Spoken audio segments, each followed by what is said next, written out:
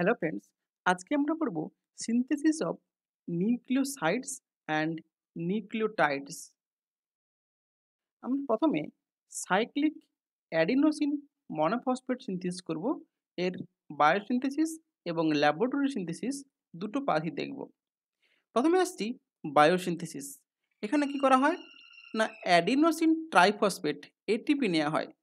এটিপিকে যদি অ্যাডিনাইলেট সাইক্লেজ এনজাইমের প্রেজেন্সে রিয়াকশন করে, কি করে না এই পাইরোফসফেট বের করে দেয়। এর মেকানিজম কেমন হবে না, এই ওএইচ গ্রুপটা গিয়ে ফসফরাসে অ্যাটাক করবে, যার ফলে এই পাইরোফসফেট ইউনিট, এই যে এই পুরো ইউনিট হচ্ছে কি পাইরোফসফেট ইউনিট, এই পাইরোফসফেট ইউনিটটা বেরিয়ে যাবে। সেখান থেকে সাইক্লিক এএমপি তৈরি হয়ে যাবে। আর ল্যাবরেটরিতে কি করা হয় না, যেটাকে কেমিক্যাল সিনথেসিস বলছি, সেখানে এই অ্যাডিনোসিন মনোফসফেট থেকেই কি করা হয় না ডিসিসি ডাইসাইক্লোহেক্সাইল কার্বোডি ইমাইড এই রিজেন্ট দিলেই সেখান থেকে আমরা এই সাইক্লাইজেশনটা করতে পারি। এবার আসছি যে laboratory synthesis of nucleoside. Nucleoside মানে কি আছে, এখানে একটা পেন্টোজ সুগার এবং একটা বেস আছে। নিয়েছি আমরা এই বেনজয়েল প্রোটেক্টেড পেন্টোজ সুগার নিয়েছি, আর নিয়েছি এই বেনজয়েল প্রোটেক্টেড একটা বেস।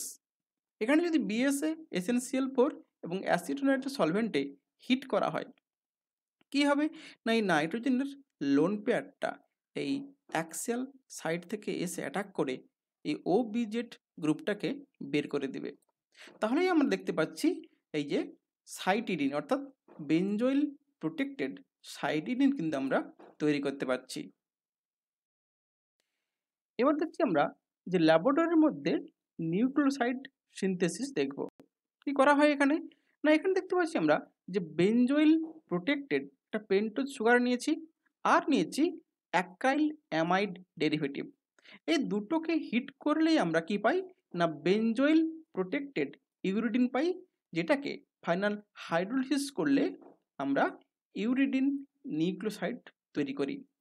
এই রিয়াকশানটা হয় কি করে, এটা একটা বেলিস হিলম্যান টাইপ রিয়াকশান।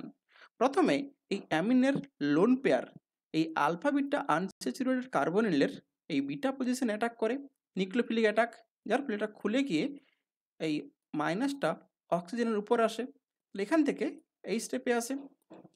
এবার এই ও মাইনাসটা যখন ব্যাক করে তখন কি হবে না এই OH গ্রুপটা বেরিয়ে যাবে। এরপর নেক্সট হচ্ছে কি না NH2, এই যে NH এর লোন পেয়ার সে হচ্ছে কি না এই এস্টারে অ্যাটাক করে OH বের করে দিবে, আর সাইক্লাইজড হয়ে গিয়ে আমার এই রিং তৈরি করে ফেলবে। তারপরে তো সিম্পল হাইড্রোলিসিস। তাহলে এইভাবে বেলিস হিলম্যান টাইপ রিয়াকশন ইউজ করে আমরা ল্যাবরেটরিতেই ইউরিডিন ডেরিভেটিভকে খুব সহজে তৈরি করতে পারি। এবার আসছে ল্যাবরেটরি সিনথেসিস অফ বিভিন্ন রকম নিউক্লিওসাইড। এটা দেখো যে 6 ক্লোরো ডেরিভেটিভ অফ পিউরিন, এটা আমরা নিয়েছি 6 ক্লোরোপিউরিন।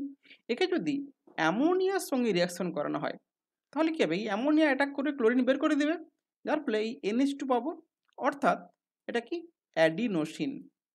যদি আমরা H2S দিই তাহলে কি হবে, ক্লোরিন বের করে দিয়ে সালফার ঢুকে যাবে, তাহলে এই সালফার কন্টেনিং পিউরিন ডেরিভেটিভ তৈরি করতে পারবো। আবার যদি H2 এবং নিকেল ক্যাটালিস্ট দিই তখন ক্লোরিন বেরিয়ে গিয়ে হাইড্রোজেন চলে আসবে। অর্থাৎ এই রিয়াকশান ইউজ করে আমরা বিভিন্ন রকম আনইউজুয়াল নিউক্লিওসাইড তৈরি করতে পারবো, যেগুলো ন্যাচারালি যেগুলো তৈরি হয় না। এই ধরনের সিনথেটিক নিউক্লিওটাইড বা নিউক্লিওসাইড আমরা কিন্তু তৈরি করতে পারছি। এবার আসছি ল্যাবরেটরি সিনথেসিস অফ নিউক্লিওটাইড। আমরা আগে দেখেছি কি না নিউক্লিওসাইড তৈরি দেখেছি আমরা। এই নিউক্লিওসাইডকে যদি ফসফরাস বা ফসফেট যোগ করতে পারি তাহলে এই নিউক্লিওটাইড তৈরি হবে। এবং এই ফসফোরাইলেশনের জন্য যে বিভিন্ন রকম রিয়েজেন্ট ইউজ করা হয় তার মধ্যে একটা খুব কমনলি ইউজ করা হয় যেটা কি না ডাইবেনজাইল ফসফোক্লোরিডেট। এই যে দুটো বেনজাইল আছে, ডাইবেনজাইল ফসফোক্লোরিডেট, এটাকে দিয়ে আমরা খুব সহজেই নিউক্লিওসাইডে ফসফোরাইলেশন করতে পারছি। কীরকম না, এই যে OH গুলো এখানে অ্যাসিটোন দিয়ে প্রোটেকশন করা হয়েছে, এই জন্য বলছি অ্যাসিটোনাইড প্রোটেক্টিং গ্রুপ। এটা প্রোটেক্টেড না করলে কী হবে, না এরাও রিয়াকশান করতে পারে। তাহলে এইভাবে প্রোটেকশন থাকলে এবার যদি এই ফসফোরিলেটিং এজেন্টের সঙ্গে রিয়াকশান করা হয় পিরিডিন বেসের প্রেজেন্সে, পিরিডিন বেস কী করবে, প্রথমে এই OH থেকে এই হাইড্রোজেন নিয়ে নেবে, তখন কি ও মাইনাস হয়ে যাবে, সেই মাইনাসটা ফসফরাসে অ্যাটাক করে ক্লোরিনকে বের করে দেবে। তাহলে দেখো এই আমার ফসফোএস্টার বন্ড তৈরি হয়ে গেছে।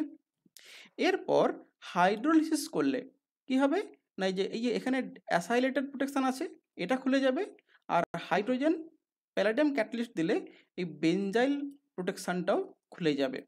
আলটিমেটলি পেয়ে যাবো আমরা একদম আনপ্রোটেক্টেড নিউক্লিওটাইড। তাহলে এভাবে আমরা নিউক্লিওসাইড থেকে ফসফোরাইলেশন করে খুব সহজে নিউক্লিওটাইড তৈরি করতে পারছি। আজকে এটুকুই। Thank you.